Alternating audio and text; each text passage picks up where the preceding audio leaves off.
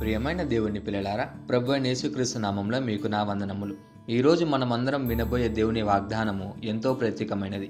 మనం అలసిపోయినప్పుడు, బలహీనపడినప్పుడు, మన ఆశలు కరిగిపోతున్నట్లు అనిపించినప్పుడు మన దేవుడు మనకు ధైర్యాన్ని, బలాన్ని, అలాగే సంతృప్తిని నింపుతాను అని వాగ్దానం చేస్తున్నాడు.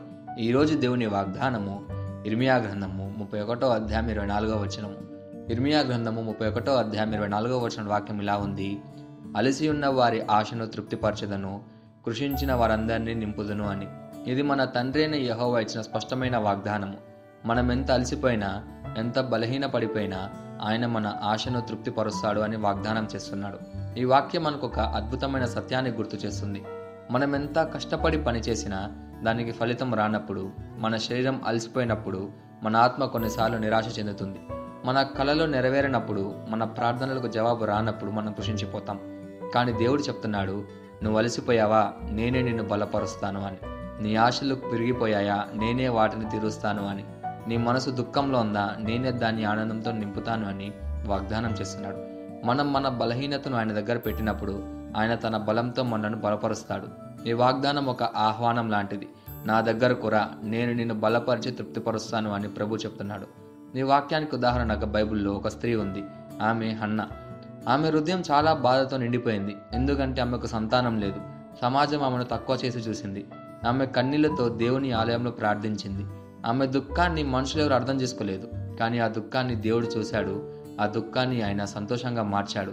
ఆమె ప్రార్థనలకు సమాధానం ఇచ్చి ఆమెకు సమూయేలు అనే కుమారుణ్ణి ఇచ్చాడు. ఇది మనకు ఒక పాఠం. మనం ఎంత కృషించి ఉన్నా, మన హృదయం ఎంత బాధలో ఉన్నా దేవుడు మన ఆశను తీరుస్తాడు అని. ఈ వాగ్దానాన్ని మన జీవితానికి ఎలా తీసుకోవాలంటే, మొదటిగా దేవుని దగ్గరకు రావాలి. మన కష్టాలను మనసులో దాచుకోకుండా ఆయన పాదాల దగ్గర పెట్టాలి. రెండోదిగా నిరీక్షణలో ఉండాలి. అన్నాలాగా కన్నీళ్లతో ప్రార్థించిన విశ్వాసాన్ని విడిచిపెట్టకూడదు. మూడోదిగా ఆయన వాక్యంపై ఆధారపడాలి. మన శక్తి తగ్గిపోయినప్పుడు దేవుని వాగ్దానాలే మనకు బలమవుతాయి. నాలుగోదిగా ఆయన నింపుతాడని విశ్వాసం కలిగి ఉండాలి. మన మనసును దేవుడు ఆనందంతో, సంతృప్తితో నింపుతాడు అని నమ్మాలి. ఈ వాగ్దానాన్ని స్వతంత్రించలాగున మనం ప్రార్థన చేద్దాం. మమ్మల్ని మిక్కిలిగా ప్రేమించిన ప్రియా పరలోకపు తండ్రి, నీకే కృతజ్ఞతాస్తుతులు, వందనాలు చెల్లించుకుంటున్నాం ప్రభువా. ఈరోజు నీ వాగ్దానం ద్వారా మాతో మాట్లాడినందుకు నీకే ధన్యవాదాలు చెల్లించుకుంటున్నాం ప్రభువా. మేము బలహీనులమైన, అలసిపోయిన వారమై, నిరాశలో ఉన్నప్పుడు నీవు మాకు శక్తినిస్తావని, మా ఆశలను తీరుస్తావని చెప్పావు ప్రభువా. హన్నా జీవితంలో నీవు చేసినట్లే మా జీవితాలలోనూ అనేక కార్యములు చేయమని వేడుకుంటున్నాము ప్రభువా. మా మనసులను నీ ఆనందంతో, నీ శాంతితో, నీ బలంతో నింపమని ప్రార్థిస్తూ యేసుక్రీస్తు నామమున అడుగుచున్నాము తండ్రి, ఆమేన్.